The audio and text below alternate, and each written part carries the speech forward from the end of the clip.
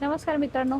आयुक्त शिक्षण कार्यालय पुणे इथे आज शिक्षक भरतीसाठी पाठपुरावा आपण केलेला आहे आणि आपण ज्या काही मागण्या आजवर मंत्रालयात करत होतो त्याच्या संदर्भातला इथे सुद्धा फॉलोअप घेतलेला आहे. मग तो रिक्तापत्र गैरहजरचा राऊंड असो किंवा बाकीची राहिलेली शिक्षक भरती असो.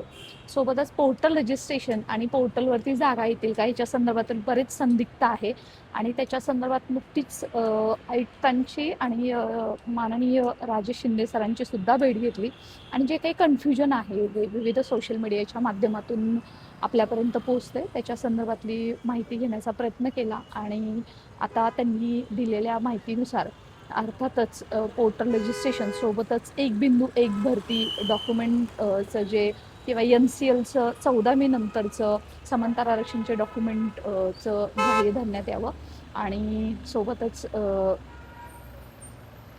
रजिस्ट्रेशन कधी सुरू होणार त्याच्या संदर्भातली काय प्रोसेस आहे आणि एक बिंदू एक भरती करत असताना पोर्टलद्वारे जो काही वेटिंग लिस्ट आहे त्याची काय म्हणजे सध्याची काय परिस्थिती आहे याच्या संदर्भात सविस्तर बोलणं झालेलं आहे आणि वयोमर्यादा जे नोटिफिकेशनचे एज ग्राह्य धरा अशी आपण मागणी केलेली आहे याच्यावरती व्यवस्थित बोलणं झालेलं आहे.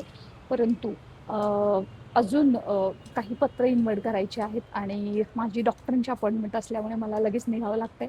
लवकरच लाईव्ह येऊन आज उद्या याच्या संदर्भातला पूर्णतः सविस्तर वृत्तांत देण्यात येईल आणि तुम्ही काळजी करू नका. जसं आपण रस्त्यावरची लढाई अगदी न तुम्हाला त्रास देता लढत आहोत कारण तुम्ही आहात म्हणूनच आपण हे शक्य करतोय आणि आपण लढू आणि जिंकू सुद्धा. फक्त एकच आहे की ऑथेंटिक माहितीवरती विश्वास ठेवा आणि सर्वांपर्यंत पोहोचवा.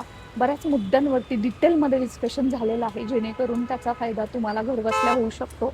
त्याच्यासाठी सर्वांना पोचवायचं आहे पाठवायचं आहे जेणेकरून तुमच्यापर्यंत ऑथेंटिक इन्फॉर्मेशन मिळेल आणि पूर्ण तमाम राज्यातील भावी शिक्षक होण्याचं जे स्वप्न पाहत आहे त्यांचं तेही पूर्ण व्हायला हवं आणि माझी सैनिकचा राऊंड त्याच्या संदर्भातलेही काही अपडेट्स आहेत.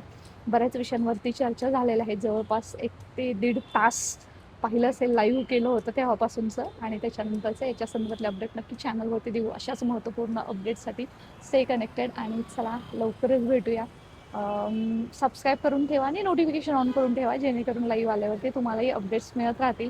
आशेचा किरण थोडासा कुठे तर निर्माण झालेला आहे. कितीही निराशा असली तरीसुद्धा जर तुम्हा सर्वांचे आशीर्वाद असतील तर शिवयुनिटी फाउंडेशनच्या माध्यमातून तुम्हाला न्याय देण्याचा शिक्षकांना हक्काची नोकरी देण्याचा आपण प्रयत्न करत आहोत आणि तो प्रयत्न आपला असफल जाणार नाही याबद्दल शंकाच नाही आहे. धन्यवाद. थँक्स.